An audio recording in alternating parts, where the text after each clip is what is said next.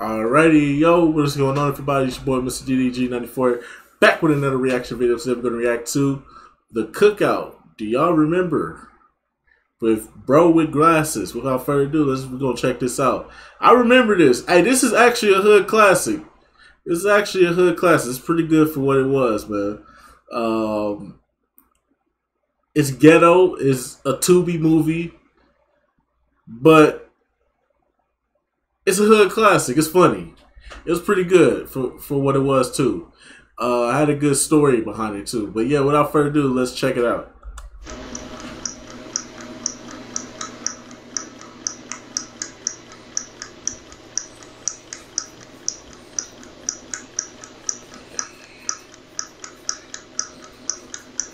This movie. Man, this dude is off the chain. Here we go with another hood classic.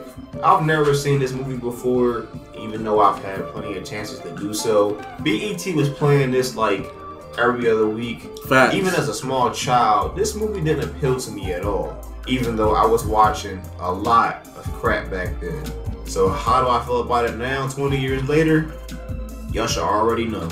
Released in 2004, The Cookout stars a guy you've never heard of as Todd Anderson, a freshly drafted basketball player who was torn between living a bougie lifestyle and sticking to his roots as a boy from the hood. And that's really it. This movie ain't got no plot, but I'll talk about that later. We open up to a montage showing Todd's life. We see him in elementary school getting picked on by a couple kids, and his childhood friend Becky saying, "It's okay, Todd. I'll always be there for you." Because, you know, she got braces. Real cute. Jump to Todd making the winning shot for his high school team, with Becky cheering on in the background. But what the hell was that? Y'all see that cut? Now Todd is fresh out of college and getting ready for the pro basketball draft. This is freaking hilarious because they basically tell you what this is without saying the letters NBA. We get a they ain't got the licensing Cuban cameo, which could have been cut from the movie because he never shows up again. And we got generic commentators sitting with Baron Davis and Elton Brand, who look completely dead. Sir, that is Marv Albert. You better show some respect, boy. That is Marv Albert, bro. Marv Albert? You don't know who Marv Albert is? Young man, you better put some respect on that man's name. That man is a GOAT in the NBA. In the NBA community, that man is a GOAT. Marv Albert, y'all better put some respect on that man's name. Hit behind the eyes, popping up trying to forget their lines. Todd is doing an interview with his parents, Emma and JoJo. JoJo! Hey, it's the Fresh Prince's mom. I like her. Wendy Williams is here, stirring up shit as usual. Todd, you were raised in the ghetto, the hood, dragged up in the streets after your father abandoned you and your mother. And don't worry, Wendy, I'll be coming back for you. Oh my god. The draft comes up and Todd introduces his parents to his new bougie girlfriend, Brittany, played by the lovely and delicious Megan Good. Facts. You ain't tell no lies there, my brother. You ain't tell no lies there. You already know, boy. Make it good, boy. I already said it. Give me 3.5 minutes, maybe even 4. Trying to marinate them. Todd ends up getting drafted first to the New Jersey Nets, which is immediately made irrelevant. Because that game-winning shot you saw earlier, that's the only basketball you're going to see in this movie. We also get glimpses of Todd's extended family, and I'm sure you'll recognize a bunch of these faces. Reg E. Cathy, Jamal and Jared Mixon. Yes, sir. Danny Glover and Farrah Fawcett? The hell are you doing here? Ja Rule and his crackhead friend also noticed Todd got drafted. Ja gets the idea to get Todd to sign a bunch of sneakers so he can sell them on eBay. Sure. Todd and his cousin Jamal go ball at the local courts. They some hating ass niggas who elbow Todd in the face and tell him to bounce. Ja, who was waiting on Todd, runs 5 dudes for their sneakers and fails to get Todd's attention. My main man, I let you boys bling, baby. Salt. That's all I can taste is salt. Homeboy like, man, you don't know Todd. Give me my shoes back. Ja Rule like, fuck out of here. Walks off with the sneaks. I know he got the strap, but come on, man. Y'all can't go out like that. Todd's contract is worth $30 million, which ain't bad. So what's the first thing you think he does? Buys a bunch of nonsense, of course. A butler, some crap for his parents, crap for Brittany, and of course he buys a multi-million-dollar house. Todd moves into a white neighborhood, Thugnificent style.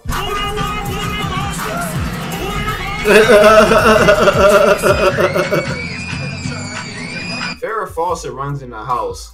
Oh my god, honey, I saw some Negroes. She actually says that. I just saw a gang. You know, of Negroes across the street. Negroes? Yes. There is another side plot where Todd's agent is like, dude, your $30 million is spread out over 6 years. You can't afford this stuff. I'll get you some sponsorships, but in the meantime, chill. It doesn't matter because it's never brought up again. Up until this point, the movie was alright. But once he moves into this mansion, it goes downhill very quickly. So the plot, if you can call it that, is that Todd is meeting a sponsorship representative the same day he's having a cookout. Hilarity ensues. Actually, no, it doesn't. Oh, and Ja Rule is coming to rob him. The big shit. Man, this is good. Where can I find this house right here? Let me introduce you to his family. There's Todd's cousin Jamal and his parents. His mom wants him to be a ball player like Todd, but he wants to be a doctor, which is a meme at this point. We got the ghetto chick with like 5 kids. I need help with all these daggone bills ever since Leon violated his parole. And we also got Jamal and Jerome as his cousins from down south. I find this the most insulting thing in the movie.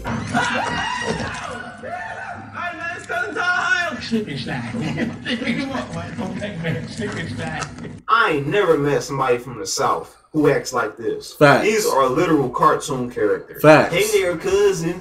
We didn't hit this old deer on the way. We're going to head out back and put him on the grill.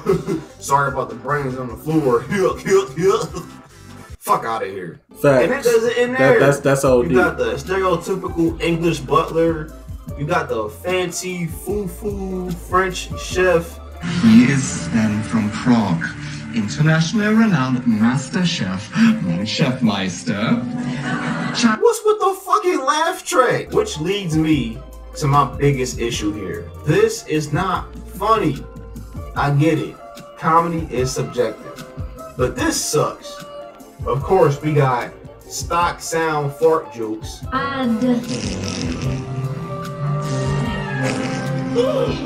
Ja Rule crashes his car, so they hitch a ride with the dude from The Sopranos.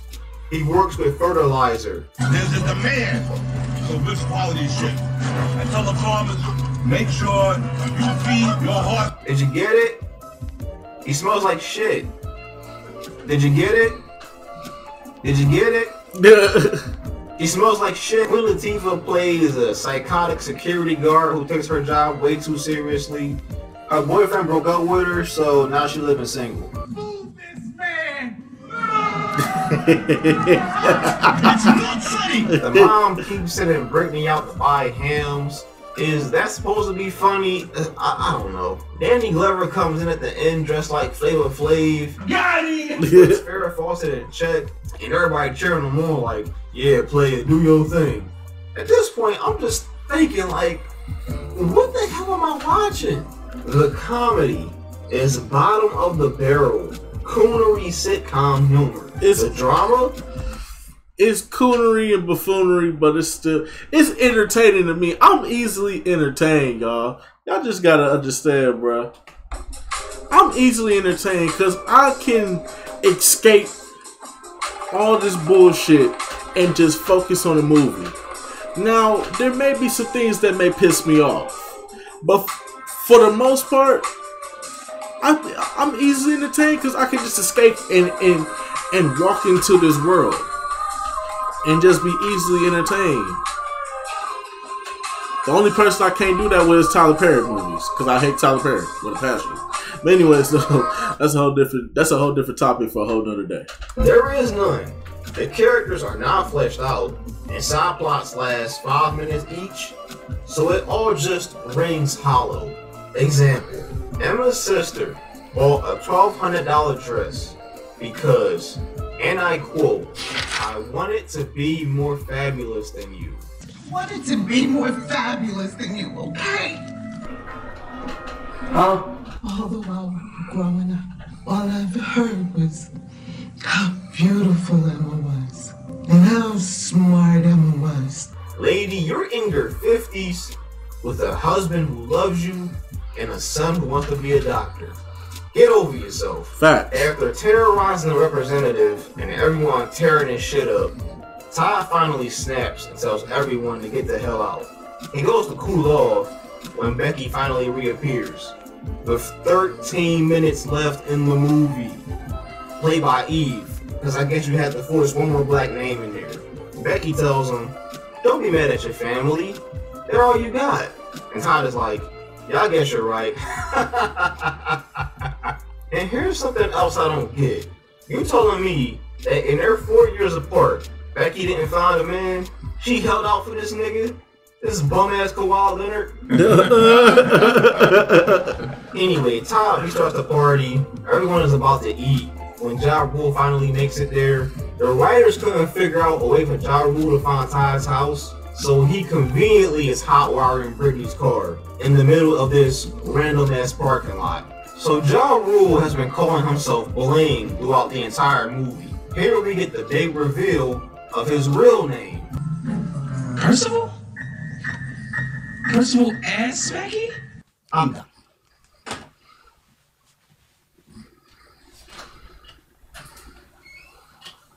Queen Latifah busts through the ceiling with the world's most obvious stunt dummy, keeping him there until the cops show up.